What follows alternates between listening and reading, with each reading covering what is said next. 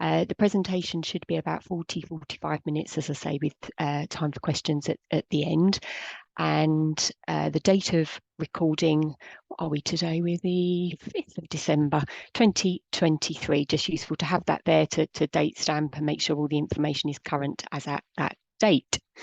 So the agenda, or the planned agenda for today, I've put that road sign up there deliberately because I think everybody watching will be at different stages of the journey, but I'm sure if you remember when you first started out, everything seemed, a lot of those words, very confusing, very bewildering, and lots of misinformation. And even trying to get an answer to this very simple question, who pays for a stay in a care home, you get conflicting guidance from all sorts of people and all sorts of places. So the purpose of the main purpose of the event is to make sure everybody's really, really clear on how the funding should work. We are focusing on a care home, a residential setting, rather than care at home, but actually quite a lot of this is relevant for the at-home situation as well.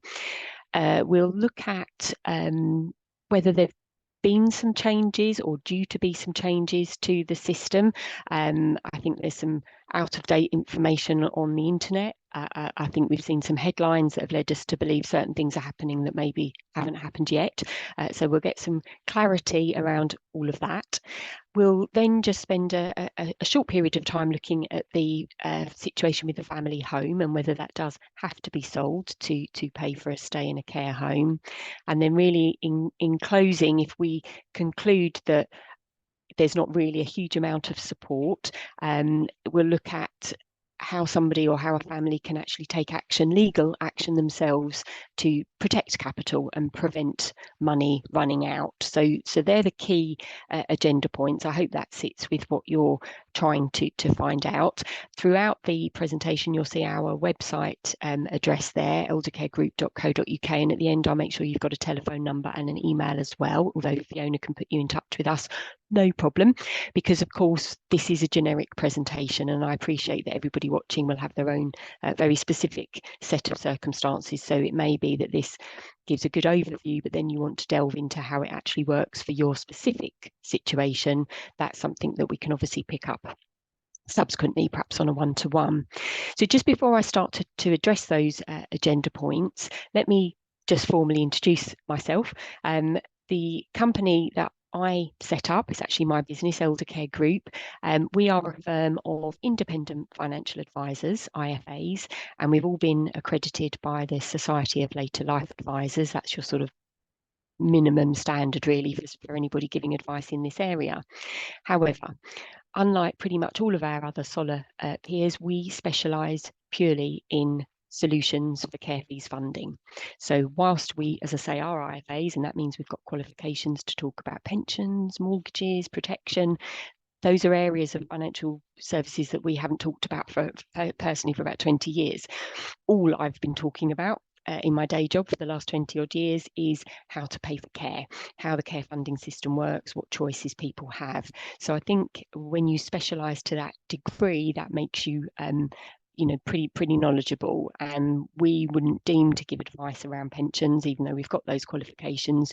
You would hope that IFAs with care qualifications that don't talk about it every day equally would guide you to a specialist.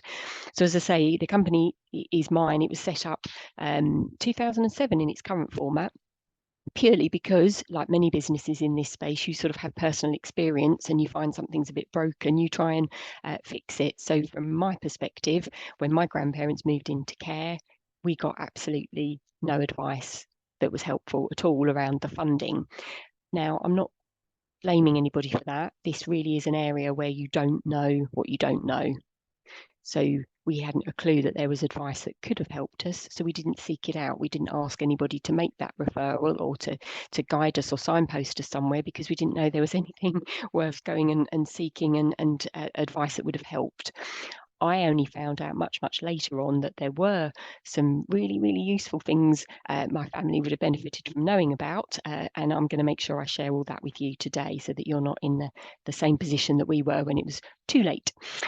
We don't work commercially with any care provider, but we do work with many, if that makes sense. So in other words, we're known to many care providers all around the UK who maybe stock our leaflets, who run these kind of events, but there's no commercial link. There's nothing untoward. It is just about care providers connecting the people that will benefit from our service and from our advice. So there's nothing going on there in the background. We are having, obviously, money conversations with families. That's our job. So it's important that families can be reassured and easily find us on the Financial Conduct Authority Register, the FCA. Okay, anybody that you're talking to about financial advice, any products, you've got to make sure you can easily find them on the FCA register to avoid any potential scammers. Now, I'm talking to you obviously with this remote format that we learned how to use during COVID times, but actually it still works really well to have far reach. And even pre-COVID, actually, we delivered our advice predominantly remotely. So be that a telephone call, be that an email dialogue, be that old-fashioned posting letters. We do less of that now because it's so unreliable. And obviously latterly Zoom and FaceTime. By doing that, and delivering our advice that way, rather than having to factor in travel time and booking out time in people's busy diaries to go to their houses, etc. This keeps our cost base really low. It makes it efficient for you, it makes it efficient for us, and we therefore do not have to charge you a penny for any of the initial chats or consultations that we might have if we do it that way. It also means we've got a clear audit trail. So if siblings are dotted around the globe, or the country at least, then everybody's getting the same information at the same time, and that's really important. So as I say, we're not charging for those initial consultations. Now, we're not a charity, we are a commercial organisation, but we only earn our revenue if people purchase financial products, and that's potentially several steps down the road. So if you just want to talk about your situation and look at, in theory, what options you have, you're not going to suddenly get a surprise invoice as a result of that chat. So that's us. You can read more about us and the rationale for the business being set up, etc., on the website, but I think that just gives you a flavour of who we are. And back to the agenda point. Now, I'm trying to make this simple, but of course this is a massive and very confusing topic. So I'm just touching on the areas, and if there's anything, as I say, that you want to dig deeper with, we can do that on a one-to-one. But if we just address the question of who pays for somebody's stay in a care home, we could break it down really into three potential funding streams. So you're either funded by the local authority, social services, the council, it's the same place. You might be funded by the National Health Service, but if neither of those funding streams apply, and we'll look at who qualifies for each of those shortly, that's what puts you into the self-funding or private fee-paying category. And you can have some overlap with top-ups, of course you can, but as I say, I'm just trying to keep this simple for the purposes of today. So if we take each of those streams one by one, the most complex to some extent actually is the local authority funding system. So this is our safety net system, our means tested system that we've had for a very long time. And people think it's all about just how much money you've got or haven't got, and that's the entry point to getting financial support. But actually, there's a step that comes before the money conversation, and that is that somebody has to meet their local authority's eligibility criteria. They have care needs assessment. So the local authority is assessing whether they think the individual needs to move into a care home setting, and if they don't think they do, there's no money conversation. It doesn't go any further. So if my 90-year-old aunt who is fairly recently widowed, if she wants to move into a care home because she feels she'd be safer, she would have more interaction with people, the social side of things, not having to cook for herself and do her own washing, that's great that she might want to do that. But if she were asking the local authority to support her in doing that and potentially pay for her, it's unlikely that she would meet their eligibility criteria, so they might refuse to pay. And this is important even for self-funders who might at some stage run out of money. The local authority is not automatically picking up the tab. They've still got to agree that that person needs to be in care. Now, obviously, if they've lived there for several years paying their own way, it would be very difficult to argue otherwise, but it's just to make the point, it's not an absolute given that it's all just about how much money somebody has. It's about whether they meet the eligibility criteria first and foremost. in the way it is supposed to work is that only when the care needs have been assessed and a care plan drawn up, then a conversation about who's going to pay for those needs to be met should happen. So the money conversation, the financial assessment, should come after the care needs assessment, but we know that's not happening in practice. Lots of calls to adult social care start with, from their perspective, how much money do you have? And that's not the way it is supposed to play out. The financial assessment is more commonly referred to as a means test. And what are they looking for when they fill out the paperwork, when they carry out the means test? They're looking in crude terms to see if you have above or below a certain amount of money. And I'm sure if this were interactive, you'd all know the answer. And that figure, the magic figure at the moment, is £23,250 for England. It's a little bit more in Scotland, a few thousand. People think that's where it's free, but it really isn't.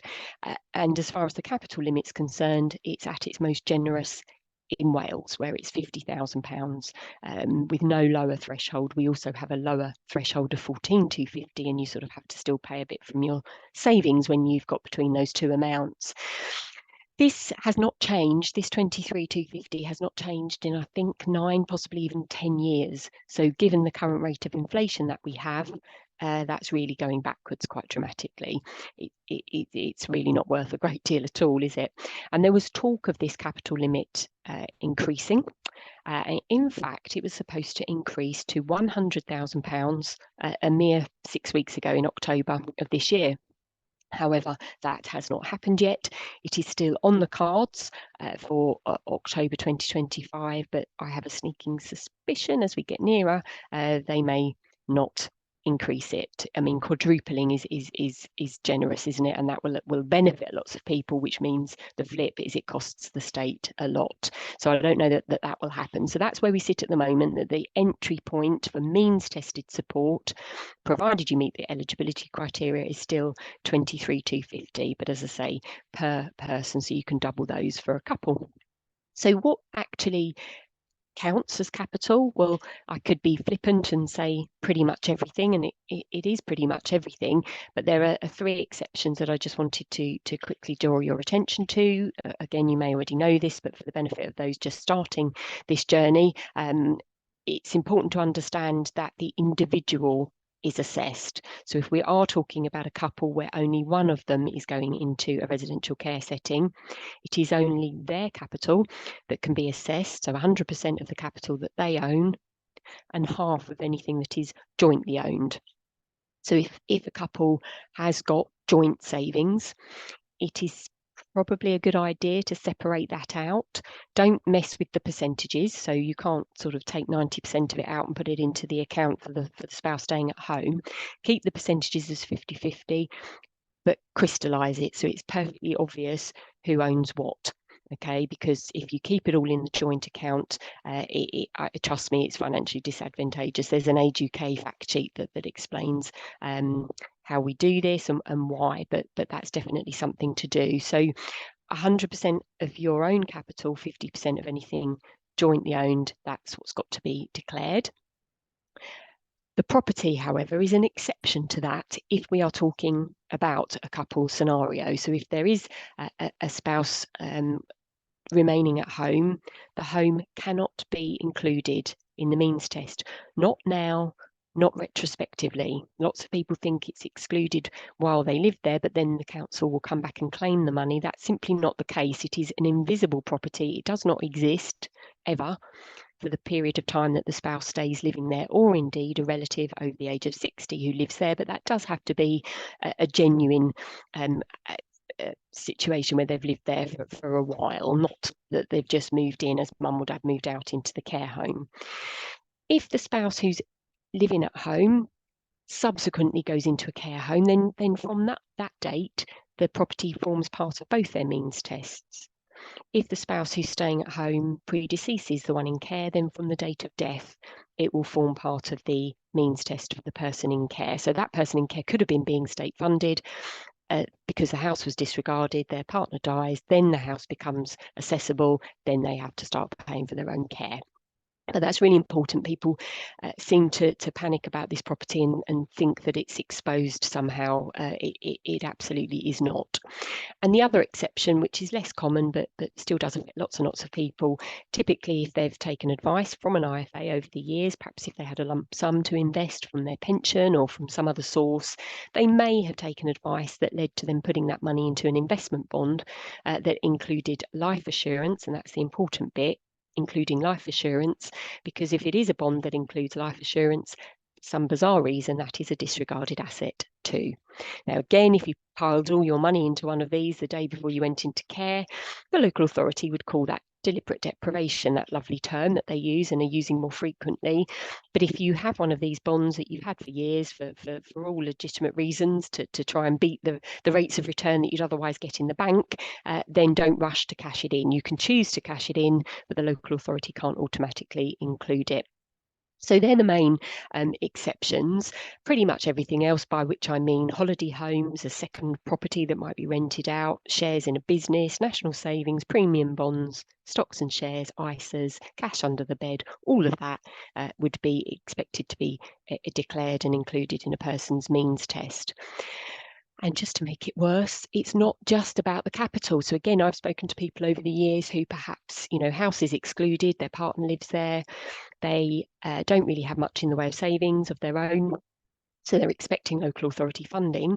The local authority work out what they will pay, but they deduct from that a person's income. They call it their assessable contribution. And if that person's income is quite high, perhaps they have a good superannuation pension or something, that gets taken off what the local authority pay. So the person may actually end up with very little if they have a high income. So it's really important not just to focus on the capital, but the income as well. And I say it because sometimes when people are thinking, well, what happens if mum runs out of money in this particular home? Well, we'll get some funding from the local authority to which we can add her pension. No, that's the whole point. The pension will come off what the local authority agreed to pay. If we're talking about a couple, the spouse can retain 50% of the private pension, the spouse at home, but otherwise, as I say, the other 50%, all of the state pension, anything else that they've got income-wise, bar a small sort of £25 a week personal expenditure allowance, that all has to go towards what the local authority pay. It doesn't go on top of. And of course, the local authorities have a limit on what they'll pay. They don't just step in and ask the care home what they were charging. Oh, yeah, we'll take over, we'll pay that. They have a limit on what they'll pay, but it can't be just a made up limit. There does have to be a care home who would genuinely offer to meet that person's needs at the rate at which the local authority is offering. In other words, there should always be a care home place that the local authority will pay for that nobody else has to top up. It might not be the care home of that person's choosing, but there has to be a minimum of one care home offered by the local authority where no top up is required. And if no care home in the county will take the 600 or whatever that the local authority is offering, the local authority will have to pay more. There must always be at least one care home option for the individual that the local authority will pay for in full, albeit they'll expect, as I said just now, the pensions and anything else to be contributed towards that. I mentioned top-ups there. There's only really two scenarios where a top-up can be requested from family, third party. That might be where the local authority is funding somebody from the beginning, so somebody straight into the system with no assets really, paid for by the local authority. I said that there's got to be a care home place offered. If the individual or the family don't like that particular offer and they want their loved one to be somewhere else, then the funding can transfer, but that somewhere else is perfectly at liberty to charge a top-up if they don't want to take what the local authority is offering. So in that scenario, a third-party top-up can be requested, but as I say, there always has to be at least one no top-up option offered first. The other, and maybe more of concern to the audience here, the other time a third-party top-up can be requested is if somebody started off as a self-funder, paying their own way, but then ran out of money. It is possible that the care home might seek a top-up from the family. Now, this would depend on what conversations took place when the move in happened. It would depend what their contract says. It would depend really how soon this happened after the person moved in. You know, somebody moved in paying their own way, ran out of money after 6 months, it's highly probable the care home would be seeking for the full difference between what the local authority pay and what they were charging. They would seek that in full, probably from the family, or the person may have to leave. But if it's after many years of living there, you'd hope a best interests meeting could take place between the care home, the local authority, the family, and some sort of consensus could be agreed. But it's important that you note here, it's not local authorities that move people.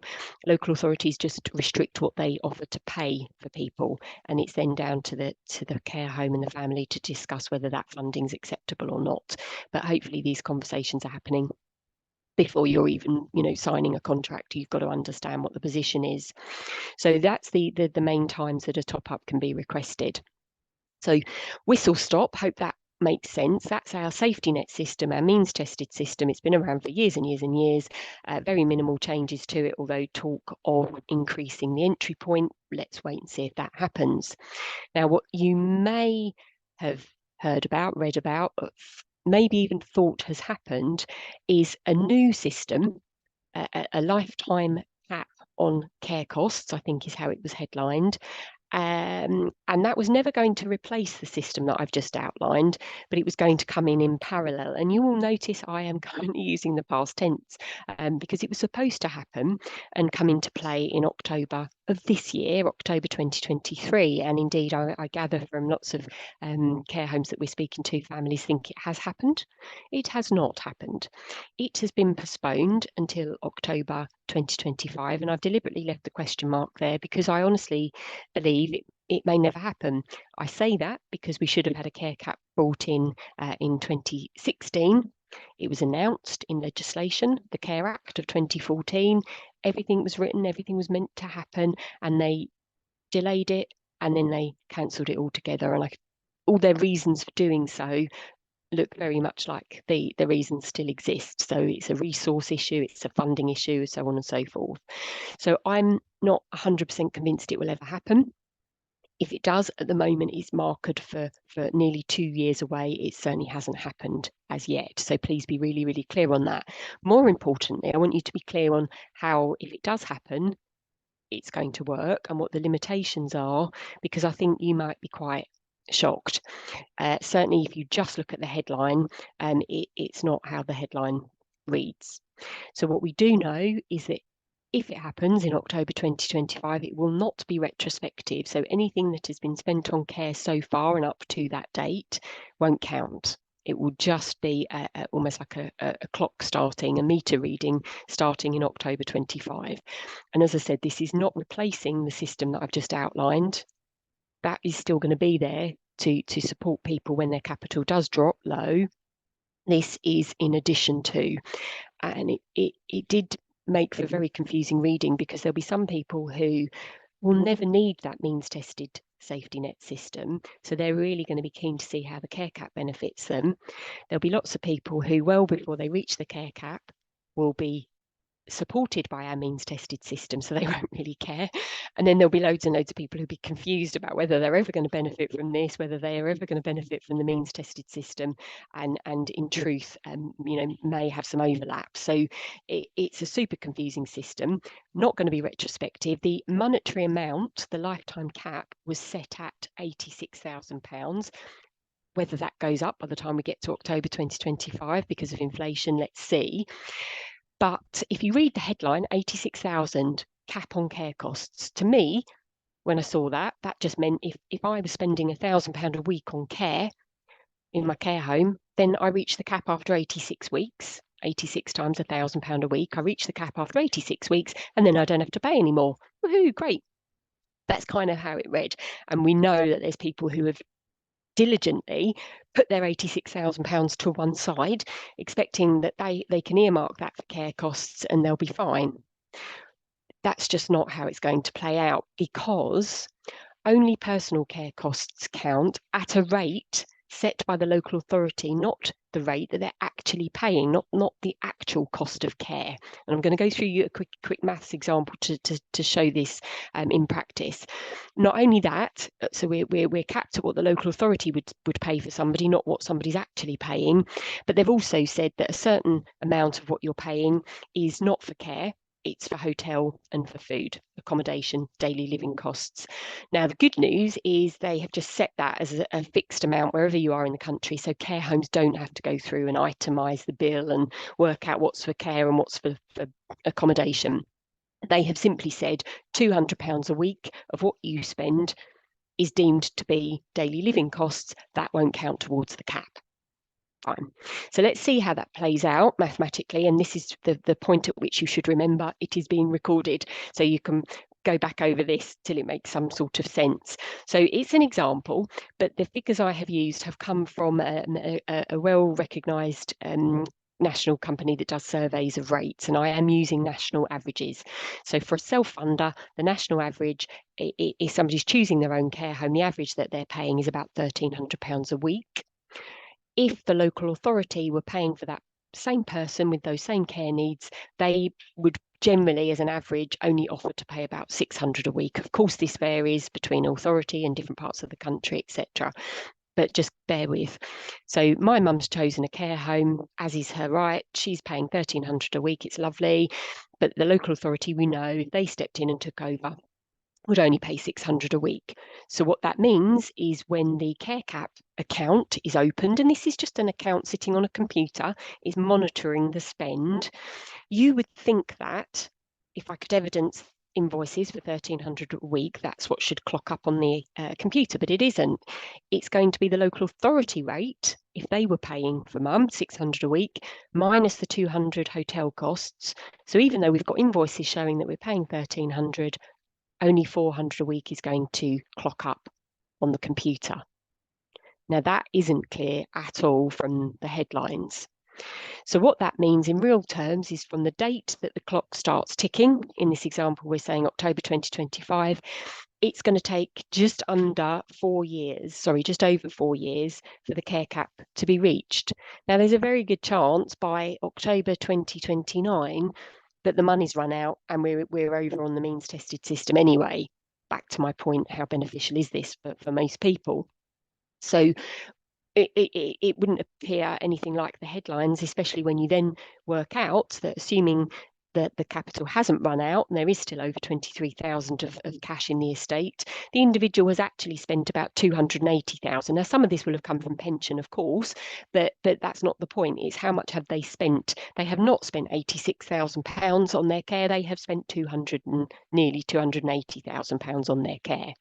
And if they've still got capital, guess what? They're still going to be expected to pay the lion's share, okay? Because even if they reach the cap and they've still got money, they've still got to pay the hotel costs, the £200 a week, and they've still got to cover the difference between the local authority rate and the rate the care home's charging.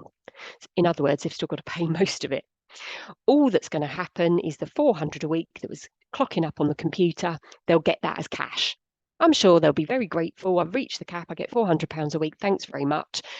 But if you've still got to cover the other £900 a week until your money runs out, that is not an 86,000 lifetime cap on care costs by any stretch of the imagination. So if you're disappointed, as we all are, that the system hasn't come into play and it's been kicked into the future, if it doesn't happen, it's not actually a huge thing that you've lost. And if it does happen, you really need to be aware of the pitfalls of it and that it's not quite as it seems. Don't shoot the messenger. So we've done our means tested state funded system, our safety net. We've looked at the care cap, which hasn't happened yet, but if it does, is something running in parallel to that. What we've also got, our second funding stream, is NHS funding. Now, this has been, again, around for a very long time.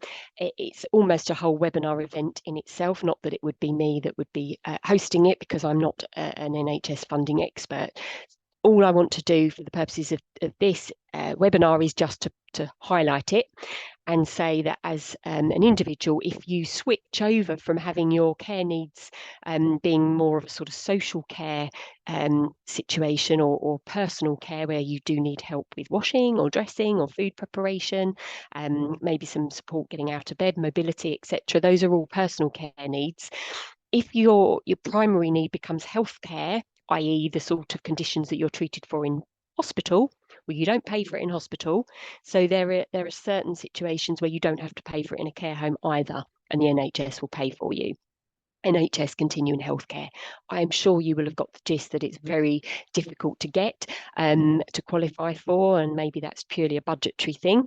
There is an excellent Age UK fact sheet that tells you exactly how this works, what sort of things the assessor is looking for, because actually, even if somebody doesn't qualify for it, it might be good to have the assessment so you can sort of see where the line in the sand is, and then you can go back if there is a deterioration in health and say, right, we know you scored it here, things have changed, we'd like you to rescore it, and then you can have another look at it.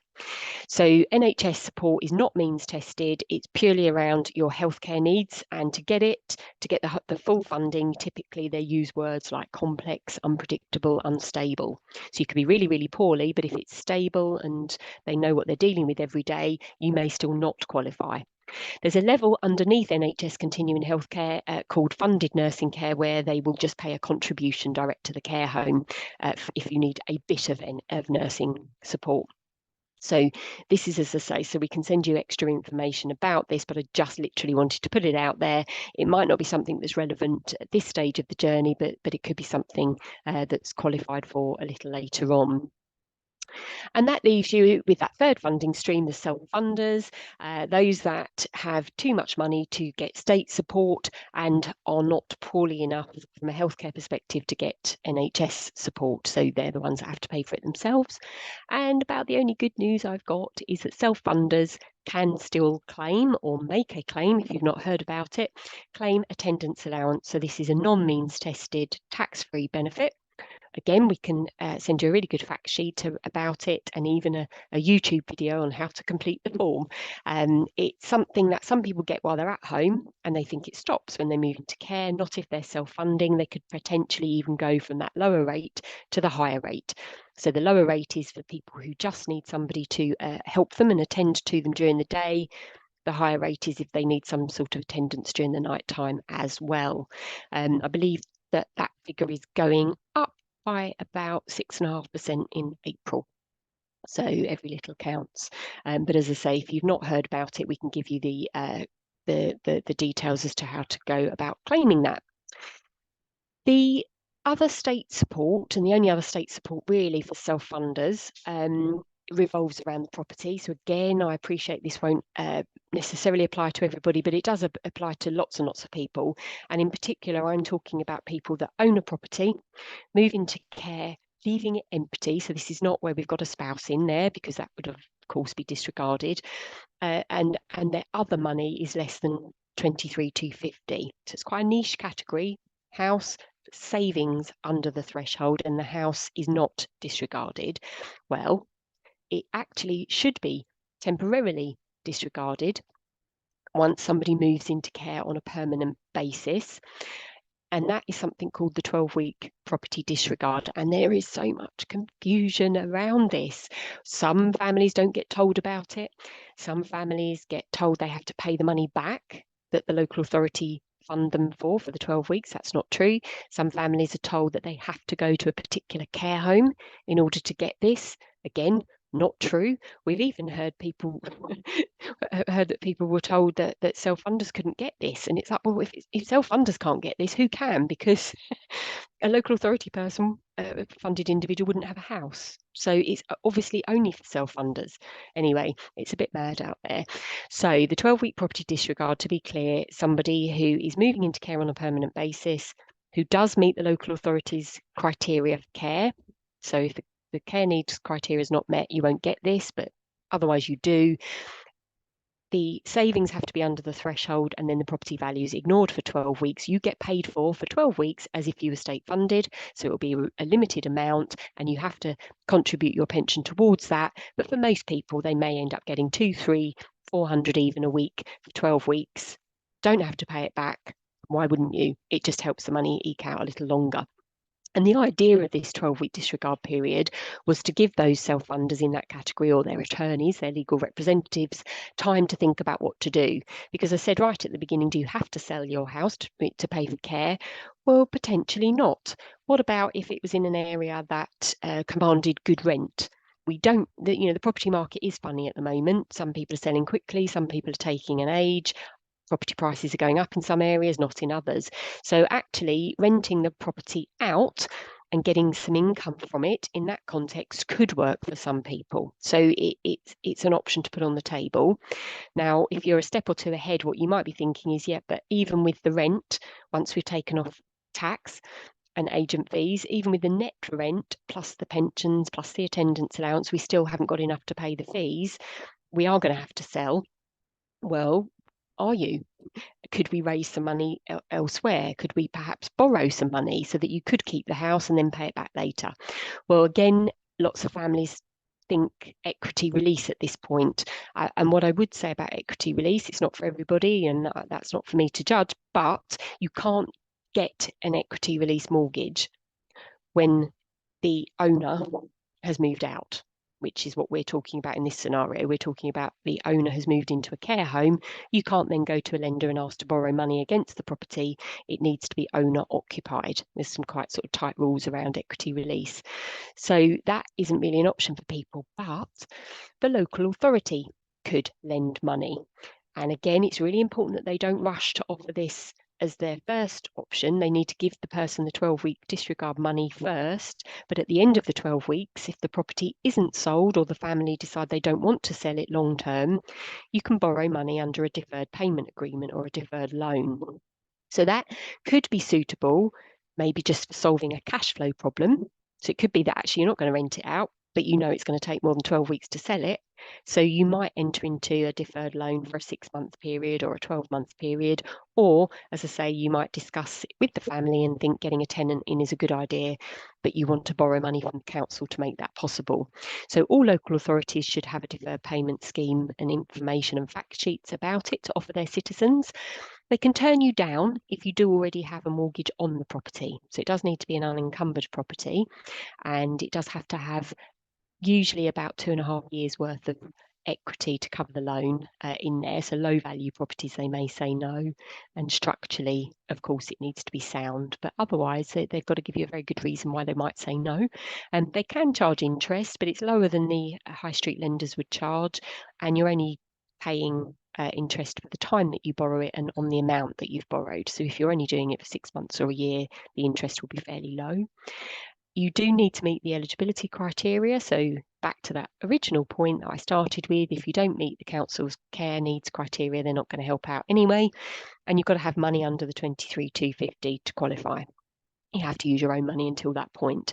But with the deferred loan, because the local authority is going to get it back, as opposed to the 12-week disregard where it was non-recoverable, it was costing them that. With the deferred loan, they are going to get it back, so they can lend you as much as you need. So if you needed to borrow £1,000 a week to add to the pension and the rent and the attendance allowance, they can do that. So you're not restricted to local authority funding. Obviously, the more you borrow, the higher the interest, etc. But you can borrow what you need. And as I said there earlier, it follows on from the 12-week disregard. You must make sure you get that first. Gives you time to think about it. Read through the small print of the deferred loan. We can't advise really on the nitty-gritty of the deferred loan, but we can certainly talk you through the principle and just be acting as a sounding board, really. And if you decide this isn't the route to go and that you do want to sell the property, again, we've got a service that could help with that, where you sort of have a project manager that you pass all the valuations. Please, you go off and sort it out. You go and talk to the agents, come back with a marketing plan, and he will instruct the agent for you and kind of sit in the middle. And then you just pay him the fee instead of the estate agent, and it just takes a bit of work off you, really. So that's state support really for self-funders. It's the attendance allowance. It might be funded nursing care, and it might be some support around the property. But otherwise, unfortunately, you're pretty much on your own. And that's certainly where we as a family found ourselves. certainly as, again, retrospectively looking back, what were we worried about? What are most of the calls that we take? What are families worried about? Self-funding, they're worried that without a crystal ball, without knowing how long mum or dad or auntie or uncle will be in the care home, how do they actually know if they can afford it? If we know that a care home costs X pounds per week and we know how many weeks our loved one will be there, great, we can multiply one by the other and we know whether we can afford it or not. But we don't know how long they're going to be in the care home, and that is a big source of worry for people. If they can get a straight answer as to what will happen if the money runs out, then and that's acceptable to them, great. But often it's a kind of, oh, let's deal with it when we get there, or it's a bit of a vague response that families get. So naturally they're worried. If the money does run out, exactly what happens? Would mum or dad have to move? Would the family have to pay a top up? Will the local authority agree that they actually meet the care needs criteria? And that's something I would be more worried about now than I was 10 years ago, because it feels to me that the local authority are doing quite a lot to get out of paying. We've seen lots of them bordering bankruptcy. So it's going to be no surprise that they will try and cut funding wherever they can. So these are the two things that families are most concerned about, and indeed it may impact the care home that they choose. They may opt for a cheaper care home, perhaps not their number 1 or 2 choice because of this, because they're worried about the money running out. So they pick a cheaper option just to try and make those funds last a little longer. Now, this is where it's so important that we have a chat with these families, yourselves, to try and alleviate these concerns if we can. And I'm not saying we can do it every time. If we talk to a family, and no matter which way we do the maths, looking at their income, looking at all the capital against the fees, if it is the case that the money will only last 1 year or 2 years, with the best will in the world, we don't have any solutions that would stop that money running out. Okay, that would be a case of having a really open conversation with the care home about the position, assessing between you what the likelihood is of the local authority picking up the tab in a year or two, and how much that might be, and make your decisions around that conversation.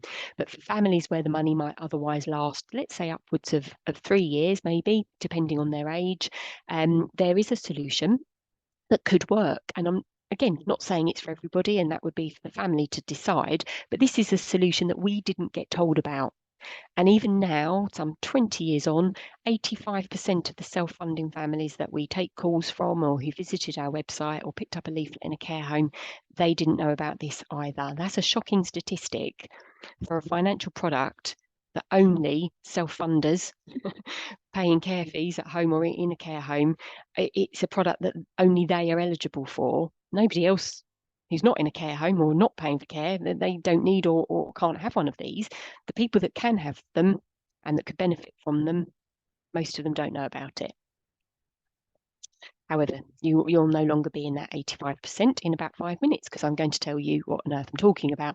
And this is a way of taking action yourselves as a family, as an individual, to cap those costs yourself. And as I say, I preface this with, it's not for everybody. You can look at the information and go, well, I wouldn't do that. And that's fine. But you at least are making an informed choice now, as opposed to us as a family, which we didn't even know this existed. And actually, it would have worked really, really, really well for my granddad. So it's a form of insurance. That's, I suppose, a word that everybody understands. But when I do use the word insurance, that conjures up images of something that you have to do ahead of the event. So of course you have to insure your car before you have an accident. Hopefully you don't have an accident, but if you were to have an accident, you would have to have insured beforehand. You have to insure your house before the ceiling collapses, etc. But with care home costs, you can no longer do that ahead of time. The only way that you can insure care home fees is to do it at the point of moving into care, or soon after you've moved into care. In other words, you've already got to have a care home bill to be paying, or a domiciliary care agency to be paying, before you can then insure those costs. So that's quite unusual. And I start with the word insurance because people understand it. The technical term is actually, the Google search engine term is actually a care fees annuity. Rolls off the tongue. However, again, the word annuity, some people, even people in my profession and financial people, they don't like the word annuity. To them, it represents poor value. Annuity rates are terrible. Why do they say that? Well, often they're talking about pension annuities. And this is similar, but not the same. A pension annuity is typically for somebody in their 60s. who has saved up into their pension fund, now is retiring and wants to convert that big lump sum into an income.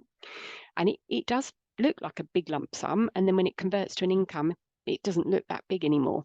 And that's because the insurance companies who are going to pay out that income are expecting to perhaps be paying it out for the next 30 odd years. They are being asked to link it to inflation. They are being asked to attach a spouse's widow's pension. So that big pot of money, you're asking a lot from it. The insurance company might boil, that £1 million down to just a 50,000 a year income. But if you take that principle of swapping a one-off lump sum, giving it to an insurance company and getting an income for life, that's where these policies are similar. The difference is that for a care fees annuity, the point at which you're swapping your lump sum for an income, you might be in your 80s, 90s. Our average client age is 89. You've got health conditions, of course you have, or you wouldn't necessarily be in a care home. So the insurance company who's taking the lump sum and then giving you the income in return, they're not going to be concerned about having to pay it out for 30 years. They might be thinking more in terms of 3 or 4 years. There's not going to be a spouse's pension attached because this is just for the individual. And yes, you could ask them to inflation proof it or index it, and they'll give you a quote for that as well. But the point is, your lump sum buys you a lot more income for a care fees annuity than it would do for a pension annuity. If you then understand that the way these policies work is to have them individually underwritten, that's even better news. So rather than just having a standard rate table that says all 89-year-olds get this much income for their lump sum, what actually happens is we work out with the family, the attorney, we're normally working obviously with attorneys or deputies, we work out what is the funding gap. So the care home fees are X, the pension and attendance allowances add up to Y.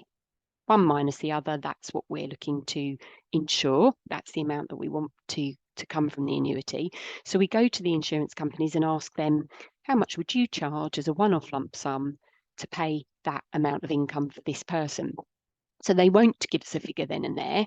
What they'll do, with your permission, your written permission, is they will go off to the individual's GP and they'll get a copy of their medical notes and see what's been going on medically. They'll book a telephone interview with the care home if the person's already moved in and ask about what day-to-day help and assistance they need and what medication they're on. Any information the family provide, all of that's taken into account. The individual is not going to have an assessment and have to meet with anybody. This all goes on behind the scenes. And then the insurance companies will come up with a price based on all of that information and their own experience of people of similar age with similar conditions that they've quoted for in the past. And they'll all the insurance companies will have a different opinion. Of course they will. So we get all the quotes and then we can come to you with our advice and recommendations. So it's really bespoke. And often people say, well, how much will one of these cost? Well, until we get the underwriting done, we cannot be 100% certain. We can certainly give you an idea, but you'd have to go through the process to get the hard and fast offers from the insurance companies. When we get these quotes, so we're a kind of meerkat, we sit in the middle, get the information from the family, work out how much money is needed, go to the insurance companies, get that underwriting process kicked off, and then come back to you with the quotes. We do that in a written report format that we do not charge you for. We do believe you need this information to be able to make a decision. So we don't want to put barriers up there. If we charge for that report, lots of people won't bother. Fact, we've tried. So the report that we write for you is going to answer all those questions that you're probably starting to formulate now, such as, can I take it with me if mum moves care homes? Does it move with her? Yes, it does. What happens? What provision can I build in for fees going up? So we will look at options and give you quotes for different percentage increases. We know this is a gamble, this product. It is as simple as that. It's a gamble. Now, you could argue, in my opinion, there's two ways to pay for care. You either pay as you go, which is what most people are doing as the default option. They might be investing it in stocks and shares. They might be putting it under the bed. They might be putting it in premium bonds and ISAs. They might be doing various different things depending on their attitude to risk. But one way or another, it's pay as you go and it could run out unless the person has a huge sum of money and any projections show that they can't outlive it. For most people, there's a point in time where the money could run out. So pay as you go feels safe and secure at the beginning, but as time goes on, the worry is looming and the pot is emptying. So that carries its own type of risk. This is a different type of risk. This is paying a lump sum up front, risking that lump sum, because if the person dies soon after they have paid for it, there's no refund. Now, you can have protection, or most of them have protection for the first 6 months. So we're only talking about once we get to sort of month 7 onwards. And that is a worry for people. That's a risk of different nature. So the pay-as-you-go is a risk if the person lives a long time. The care annuity is a risk if they die soon after purchase. But we will advise on how you might mitigate that. So you can buy extra capital protection to sort of extend the money back period. And you can even buy these with a deferred start date. It's a bit like having an excess on your car insurance. You know, you choose to pay a bit more than the insurance company to start with. So in this case, you might say, look, I'll cover the first year, or I'll cover the first 2 years myself, don't worry, but I'll buy a policy that starts paying out in 3 years, please. Well, that's going to be a lot cheaper to buy. So you're risking less money in the event of an early death. So again, our job is to go through in plain English, give you the quotes, explain how all these options work, and then you as a family decide which looks less risky with the sleep at night test. Would I rather carry on, pay as I go along, keep my fingers crossed the money lasts? Would I rather pass the risk to an insurance company and have them worry about it? They're not going to worry about it. They win on some, they lose on some. You know, that's how it works with insurance, but they've got lots of customers, so they've got pooled risk. You as a family don't have that. You've got one pot of money and that's it. So it's a different psyche. Some families can do a bit of both. If the money is of a certain amount and we can do some projections that say we'll do some annuity, do some pay as you go, we've just got to make very, very sure if we do that the money can't run out, because then you're between the rock and the hard place. You've got an annuity that's locked in, but it isn't enough to pay the fees anymore because the savings have run out. You won't get any state support because you've got too much income because of the annuity. Our job to worry about this, make sure that we don't let that happen to you. And if that looked like a possibility, we wouldn't recommend it. These policies are all covered by the Financial Services Compensation Scheme. You're covered at 85,000 at bank. Here, you're covered for 100% of the income, no ceiling. People are doing it to either protect the remaining assets. I think that's self-explanatory. And more people are doing it simply because they're worried about what would happen if they had to fall back on the means tested system. Buying the annuity takes you completely out of the means tested system. However, it does not remove your eligibility for the care cap, minimal as that might be, and it does not remove your eligibility for NHS funding. You obviously wouldn't buy this if you thought you were about to get NHS funding, because you don't need it, but obviously it's unforeseen in certain situations. So if somebody did buy the policy, later on they got NHS funding and don't need the policy, the money is paid to them, but it is then taxable. So as I said earlier, we make no charge for researching this option for you. We don't charge you for that report. You need that report to make a decision, and we are happy to do it on a complimentary basis because we know people won't seek the proper advice otherwise. In return, we get paid a fee built into the cost of the policy, and that fee might be slightly higher than others might charge, but those others, A, might not be specialist, might be charging you a research fee, and may not have the experience that we do. So that's our model. We're really clear and transparent about it. These are the 4 insurance companies, and there are only 4 who offer this product. Only 4 because it's so niche, because nobody knows about it. Back to my earlier statistic, we have a really good relationship with all 4, and those latter 2 in the bottom line there, both of those launched their products in the last 4 or 5 years, and both use my company to take the policies to market and have input about the design. Needless to say, with those kind of relationships, when we get quotes for you, there's a good chance that we can get a slightly better deal from the insurer and can haggle with them over their quotes to benefit you or your loved one.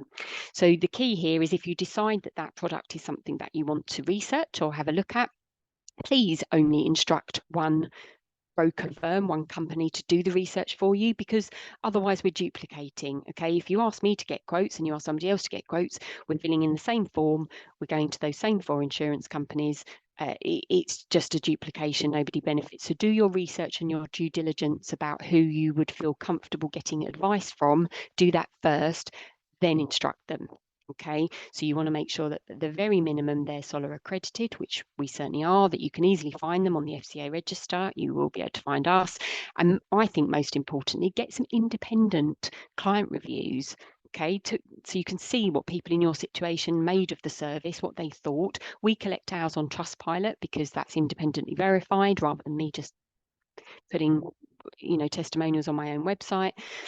You should have a bit more confidence there, and make sure that those testimonials are care fees funding specific, care annuity specific, okay, not general IFAs, because that's not what you need for this type of advice. And in closing, I said I'd give you an email address and a phone number. Advice@eldercaregroup.co.uk is manned outside of office hours to some extent, and might be a good way of just outlining your situation, pop in any questions, and that way again I can respond, or my team can respond in writing, so you've got that audit trail.